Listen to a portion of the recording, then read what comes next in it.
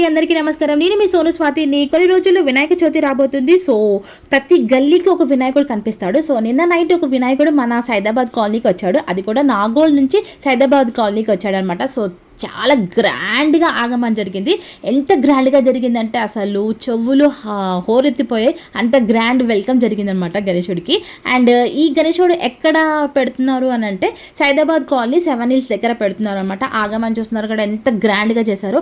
So వెల్కమే ఇంత గ్రాండ్గా చేశారంటే ఇంకా నిమజ్జనం ఏ రేంజ్లో చేస్తారో ఒక్కసారి ఊహించండి మీరే. సో నిన్న నైట్ అయితే ఇంకా చెప్పొద్దు, ఈ వెల్కమ్ అయితే చాలా అంటే చాలా బాగా నచ్చింది. అసలు 2 కళ్ళు సరిపోలేదు. అండ్ ఈ వినాయకుడు హైట్ వచ్చేసి 15 feet ఉన్నాడు అనమాట. అంత భారీ ఎత్తున వినాయకుడు మన సైదాబాద్ కాలనీలో కనిపిస్తున్నాడు. సో ఇప్పుడు ఏంటంటే పండగ అయిపోయిన తర్వాత మీరు వినాయకులు చూడడానికి వెళ్ళినప్పుడు ఈ 7 Hills దగ్గర వినాయకుడిని మాత్రం చూడడం మాత్రం అస్సలు మర్చిపోకండి.